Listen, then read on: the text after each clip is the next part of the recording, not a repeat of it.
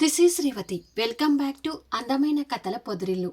ప్రియమైన రాక్షసి episode number 187. చైతన్యకు కోపం వచ్చేలా శిరీష మాటలు. అసలు ఇద్దరి మధ్య ఏం జరుగుతుంది? కథలకు వెళ్ళిపోయే ముందు దయచేసి వీడియోకి ఒక లైక్ ఇవ్వండి, అలాగే హైప్ ఇచ్చి వీడియోని సపోర్ట్ చేయండి. స్టోరీస్ నచ్చినట్లయితే మన ఛానల్ని తప్పకుండా షేర్ చేయండి. ఇక కథలోకి వెళ్ళిపోదాం. ఏంటి ఆ మాటలు? తండ్రిని పట్టుకొని అంతేనా మాట్లాడేది అంటూ దమయంతి గారు అక్కడికి వస్తుంది. అమ్మా, నువ్వాగు, తన్ని ఏమీ అనుకో అంటాడు అమర్. చైతన్య ఫోన్ మాట్లాడి ఆ మాటలు వింటూ లోపలికి వచ్చి ఏమైంది అని అడుగుతాడు అందరినీ ఉద్దేశిస్తూ. నేను చెప్తాను బాబుగారు అంటూ రంగి కాఫీ కప్పులతో అక్కడికి వచ్చి ఉన్న విషయం చెప్తుంది. చైతన్య అది విని ఆ మాత్రానికి మావయ్యని కోపగించుకోవడం ఎందుకు శిరీష అని అడుగుతాడు.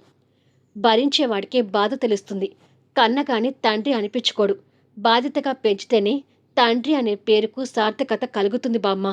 ఈయనగారు నా తండ్రి అంటే అసలు ఒప్పుకోలేకపోతున్నాను అని అమర్ని కోపంగా చూస్తూ మాట్లాడుతుంది.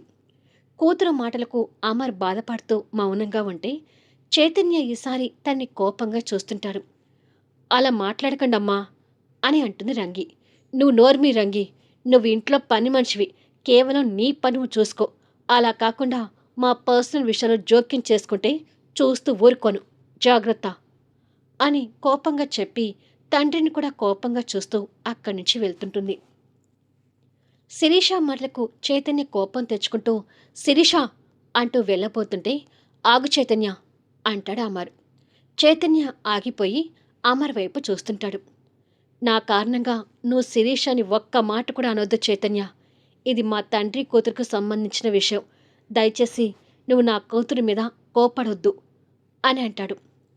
ఇది మీ తండ్రి కూతురికి సంబంధించిందే కావచ్చు, కానీ తన్ని అలాగే వదిలేస్తే ఇంకా ఎక్కువ చేస్తుంది మావయ్య అంటాడు చైతన్యం. కొన్ని రోజులు పోతే తనే సర్దుకొని వెళ్తుంది. నిజానికి తన కోపంలో కూడా న్యాయం ఉంది.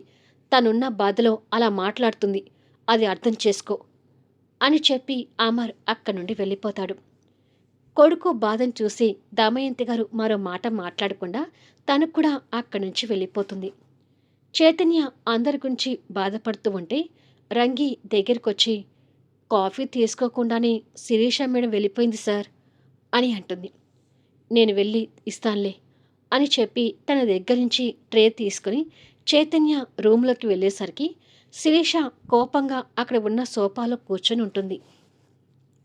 చైతన్య అక్కడ ఎదురుగా ఉన్న టీపాయ్ మీద కాఫీ ట్రే పెట్టి తన పక్కన కూర్చొని తనకు అనుమానం రాకుండా 2 కాఫీ కప్పుల నుంచి కాఫీ తిరగొట్టి కాఫీ తీసుకో అని ఇస్తాడు. నాకేం వద్దు అంటుంది చిరాకు పడుతూ. అలసిపోయి వచ్చావు శివంగి, కొంచెం కాఫీ తాగితే రిలాక్స్ అవుతావు, నా మాట విను అని అంటాడు. శిరీష కోపంతోనే కాఫీ కప్ అందుకొని చూస్తుంటుంది.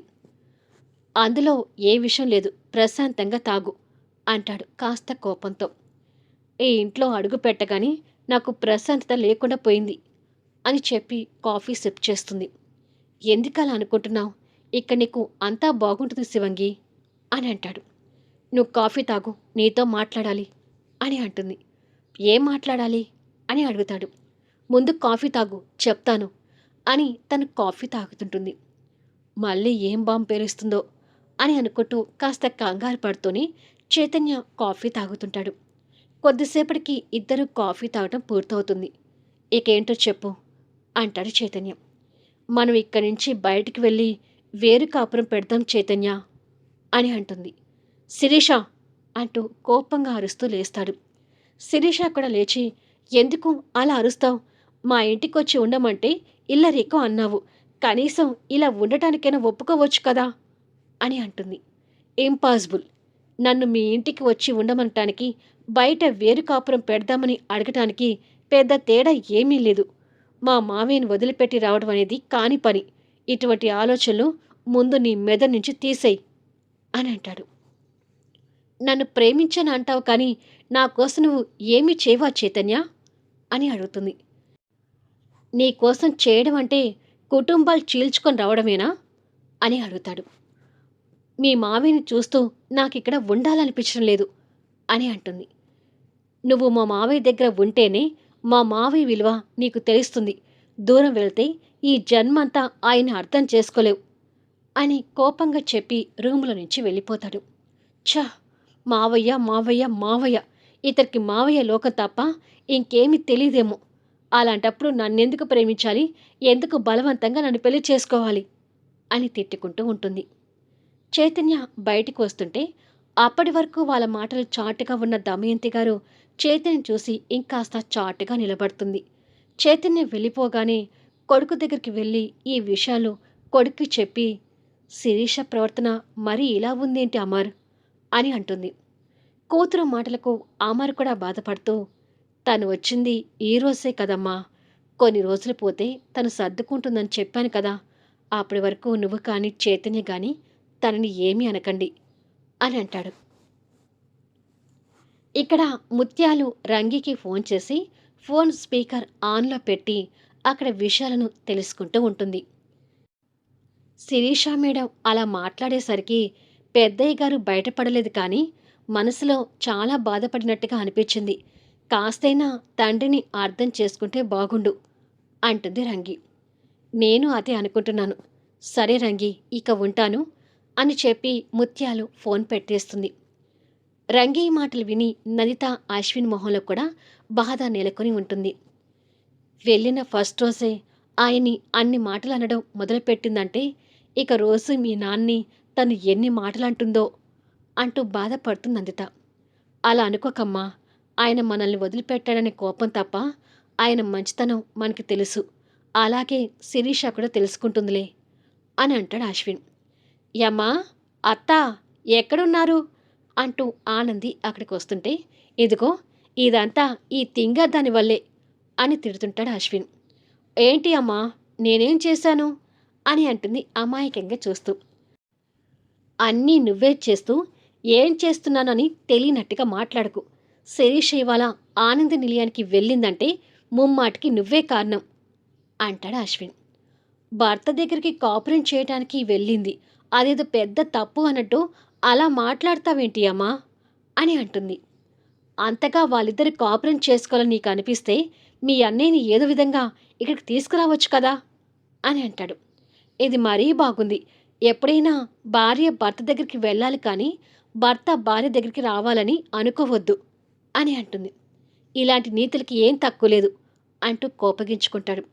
అబ్బా, ఇప్పుడు మీరిద్దరు గొడవ పెట్టుకోకండి అశ్విన్ అంటూ విసుక్కుంటుంది నందిత. ఛ అంటూ ఆనందిని కోపంగా చూస్తూ అశ్విన్ వెళ్ళిపోతాడు. అప్పుడప్పుడు నీ కొడుక్కి ఏమైనా మెంటలు కలుగుతాయా అత్త అని అడుగుతుంది అత్త దగ్గరకు వచ్చి. ఏయ్, నా కొడుకు గురించి మర్యాదగా మాట్లాడు. మెంటలు గింటలు అన్నావంటే నేను పర్మనెంట్గా ఆనంద నిలయానికి పంపిస్తాను, జాగ్రత్త అని అత్త కోపంగా బెదిరించి వెళ్ళిపోతుంది. వామ్మో, టీవీ సీరియల్ అత్తలాగా ఈ అత్త నన్ను పంపించినా పంపించవచ్చు అని అనుకొని యమా అంటూ పైకి వెళ్ళిపోతుంది. అశ్విన్ ఫోన్లో ఏదో చూస్తూ సోఫాలో కూర్చుంటే యమా అంటూ పక్కకి వెళ్ళి కూర్చుంది. ఏంటి అంటూ చిరాకు చూపిస్తూనే అడుగుతాడు. మీ అమ్మకేమైనా మెంటలు ఉన్నాయా యమా అని అడుగుతుంది. ఏయ్, చంప పగులుతుంది, మా అమ్మ గురించి మర్యాదగా మాట్లాడు అంటూ సీరియస్ అవుతాడు. భయానికి కనురెప్పలు వాల్చి తెరిచి, డౌట్ లేదు, ఈ అమ్మ కొడుకి ఇద్దరికీ మెంటలే, ఈ ఇద్దరికన్నా మెంటలు ఆ శివంగి అని మనసులో గొనుక్కుంటుంది. డిన్నర్ చేయటం అయిపోయింది కదా, వెళ్ళి పడుకోపో అని అంటాడు. నువ్వు పడుకోవడానికి రావా అని అడుగుతుంది.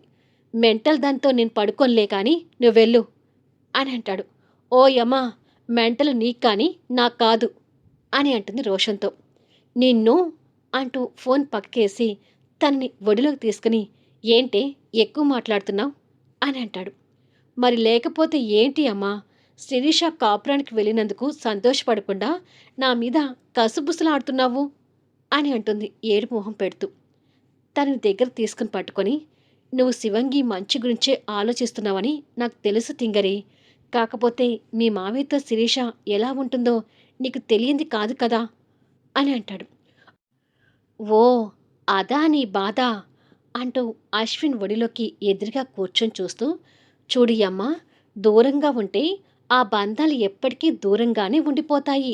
అదే దగ్గరగా ఉంటే ఒకరికొకరు తెలుసుకొని ఇంకా దగ్గరవుతారు. ఎగ్జాంపుల్ దానికి నేనే అని అంటుంది. నువ్వెలా అవుతావో అని అంటాడు తన నడుం చుట్టూ చేతులు వేసి పట్టుకుంటూ. ఎలా అవుతానంటే మన పెళ్ళికి ముందు నువ్వంటేనే నాకు చచ్చే అంత భయం. పెళ్ళైనాక కూడా కొన్ని రోజులు నీకు భయపడుతూనే ఉండేదాన్ని. కానీ రాను రాను నువ్వంటే ఇష్టం పెరిగింది. దాంతో నీకు నేను బాగా దగ్గరైపోయాను.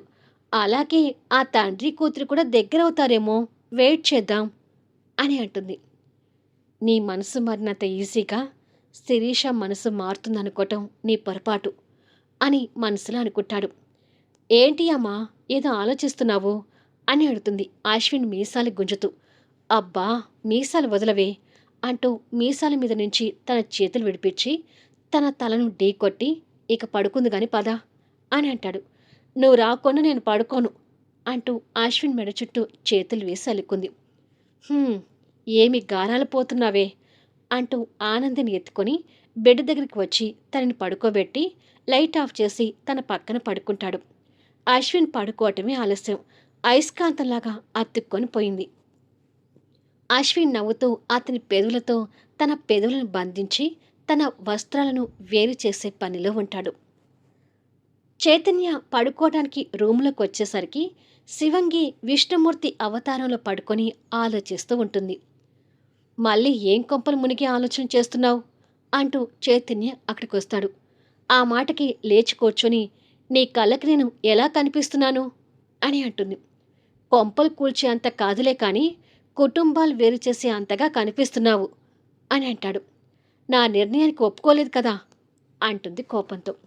చైతన్య తనని దగ్గరికి తీసుకోవడానికి చెయ్యి తన భుజం మీద వేస్తే ఆ చెయ్యి విసిరికొట్టి, నేను నీతో కాపురం చేయడానికి రాలేదు, నన్ను టచ్ చేయకు అని అంటుంది తన స్టైల్లో.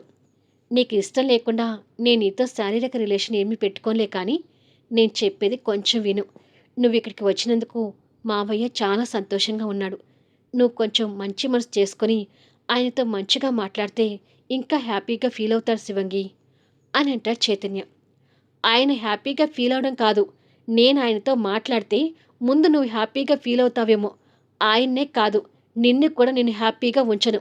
ఎందుకంటే నా సంతోషం గురించి నువ్వు ఆలోచించినప్పుడు నీ సంతోషం గురించి నేనెందుకు ఆలోచించాలి అని అంటుంది.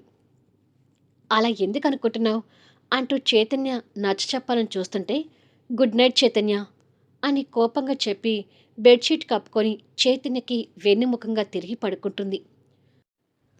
"హ్మ్" అని చైతన్య బాధగా ఒక నిట్టూర్పు విడిచి, ఎంతైనా శివంగి కదా, చెప్తే వినే రకం కాదు అని మనసులో అనుకొని తనకు దూరంగానే పడుకుంటాడు.